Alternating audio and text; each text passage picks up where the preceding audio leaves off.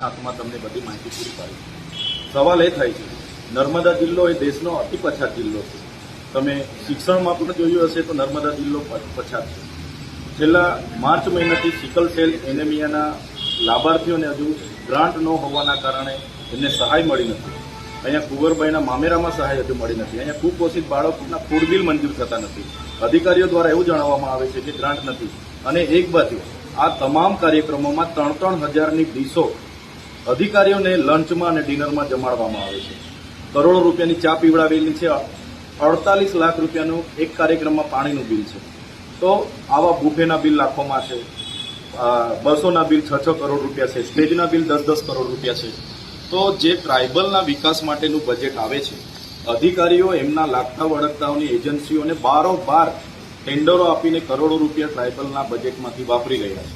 કાર્યક્રમો સારા થાય છે, એમને અભિનંદન આપીએ છીએ, પણ કાર્યક્રમો અમે પણ કરીએ છીએ, અમને પણ ખબર છે સ્ટેજનું બિલ કેટલું હોય, પાણીનું જમણવાર, કરોડો રૂપિયા તો ના હોય ને, તો એ બિલો એ લોકો આપતા નથી। પણ ખૂબ મોટો ભ્રષ્ટાચાર આ કાર્યક્રમોના નામે થાય છે। અમે એક 5 લાખનું કામ કરવા માટે અમારે જેમ પર ટેન્ડર મંજૂર કરાવવું પડે, એજન્સી નિવિદા પાડે અને પછી અમારું કામ થાય છે। ત્યારે અહીંયા 10 જ દિવસમાં પોતાના લાગતા વળગતા એજન્સીઓને 10 કરોડના ડ્રોનના બિલો આપવામાં આવે છે, 10 કરોડના સ્ટેજના બિલો ચૂકવવામાં આવે છે, 6 કરોડના બસના બિલો ચૂકવવામાં આવે છે, 2 કરોડના ચા નાસ્તાના બિલો ચૂકવવામાં આવે છે, 48-50 લાખના પાણીના બિલો ચૂકવવામાં આવે છે।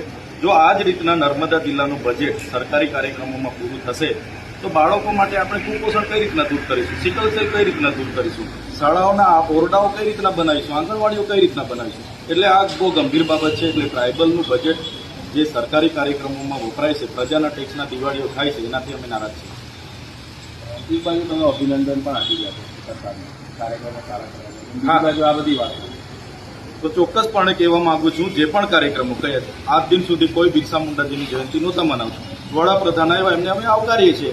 મારી જે પ્રતિમા મેં મૂકી હતી મારી આગેવાનીમાં, એમને ફૂલ અર્પણ કર્યા છે। અમારા માટે તો ગૌરવની જ વાત છે ને, એટલે અમે અભિનંદન આપીએ છીએ। પણ જે પ્રકારે ત્યાંના પાર્કિંગના નામે 2.5 કરોડનું બિલ કોઈ મૂકે, ડોમના નામે તમે 10 કરોડનું કોઈ બિલ મૂકે, ચાના નામે તમે 2 કરોડના, હવે કેવી ચા પીધી હશે એવું। અરે એમણે ડિનરના નામે 10 કરોડના બિલો મૂક્યા છે, તો એમણે શું ખાધું એની વિગત આપો। ડ્રાયફ્રૂટ ખાધા, ચિકન ખાધું, મટન ખાધું, ઘી કેળા ખાધા, અમને તો કહો। અહીંયા એક બાજુ કુપોષણના બિલો તમે મંજૂર નથી કરતા, બાળકોના ફૂડના બિલો તમે મંજૂર નથી કરતા, સ્કોલરશીપ માટે અહીંયા અમારે ધરણા કરવું પડે, ગ્રાન્ટ નથી એવી તમે વાતો કરો, અને એક બાજુ 50 કરોડના પ્રોગ્રામો કરો તો કઈ રીતના ચાલશે? અને પ્રોગ્રામો તો રોજના ચાલુ પ્રજાના પૈસે દિવાળી થાય છે।